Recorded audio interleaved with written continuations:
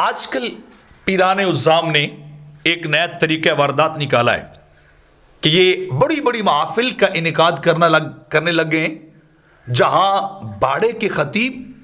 نقیب اور نعت خوانان کو دعوت دیتے ہیں، ان کو ہائر کیا جاتا ہے، بڑی بڑی محافل میں جائیں گے کس لیے کہ وہاں لوگ ملتے ہیں، وہاں نوٹ ملتے ہیں، نذرانہ ملتا ہے۔ لیکن آپ کبھی غور کر کے دیکھ لیں، انہیں وہ پیران عظام کبھی نماز کے لیے پہلی صف میں نظر نہیں آئیں گے، ان کی زندگی میں نماز نہیں ہے، ان کی زندگی میں سنت مصطفیٰ بھی نہیں ہے۔ آپ کو شاید جمعے کی نماز میں ملیں 7 دن کے بعد، اس کے بعد ان کو دیکھ لیں، آپ کو کبھی یہ مسجد کے اندر نہیں ملیں گے، اپنے ڈیرے ڈورے پہ مل جائیں گے، اپنی خاص نشست گاہ پہ تو ضرور مل جائیں گے۔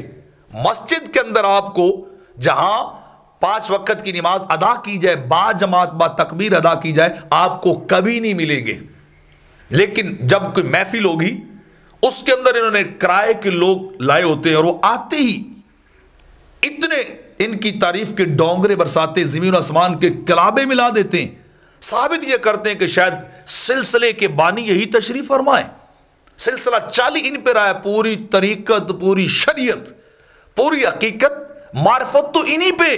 نازل ہو رہی ہے، باقی کسی کو کوئی پتہ نہیں، اور یہ اس پہ پیسے برسارے ہوں گے۔ ایسے جاہل، بے عمل، بد کردار قسم کے خطیب اور نقیب اور نعت خوانان ہیں جو لوگوں کے ایمانوں پہ ڈاکہ ڈال رہے ہیں، ایسی ایسی بات کر کے جائیں گے جاہلانہ طور پر کہ جس کا قرآن و حدیث سے تعلق نہیں ہوگا، ایسی بات کریں گے پیر صاحب کی شان میں کہ ہر چیز سے بڑھا دیں گے، اوپر کر دیں گے، اور یہ نہیں جانتے کہ بعض اوقات وہ قرآن و سنت کے مخالف ہے، اور پیر آگے جو بیٹھا ہے جسے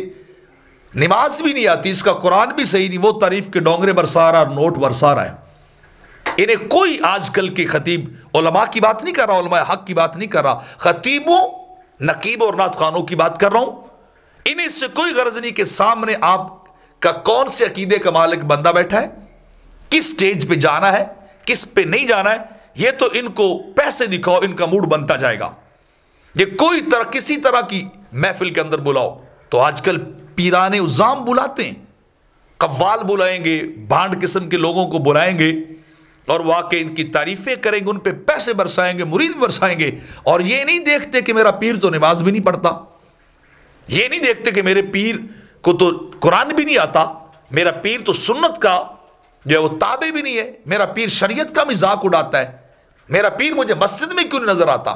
بڑی ساری محفل میں نظر آئے گا، حالانکہ میرے آقا کی سنت کیا ہے کہ با جماعت، یعنی وہ تو واجب کا درجہ ہے، میرے آقا خود امامت کرواتے تھے، خود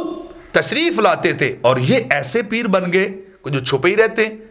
تو چھپتے اس لیے ہیں کہ ان کی بات عملی ظاہر ہوتی، مرید جائیں نظر نہیں آئیں گے، ملیں گے حضرت مصروف ہوں، بھائی کس چیز میں مصروف ہیں؟ کیا بندگی کر رہے ہیں؟ کیا عبادت کر رہے ہیں؟ کیا قرآن خوانی کر رہے ہیں؟ تلاوت کر رہے ہیں؟ کچھ بھی نہیں، اندر بیٹھ کے نذرانوں پہ گل چھڑے اڑا رہے ہوتے ہیں۔ تو یہ ایک نیا طریقہ واردات ہے، آپ کہیں بھی غور کریں، میں آپ کو چیلنج کر رہا ہوں، آپ کہیں بھی جا کے دیکھیں، آپ کو بڑی بڑی محفلوں میں نظر آئیں گے، مساجد میں نظر نہیں آئیں گے، سیاستدانوں کے ڈیروں پہ یہ خود دم ہلاتے ہوئے پہنچ جائیں گے، غریبوں کے سامنے کبھی نہیں آئیں گے۔ تو یہ ایک واردات طریقہ ہے،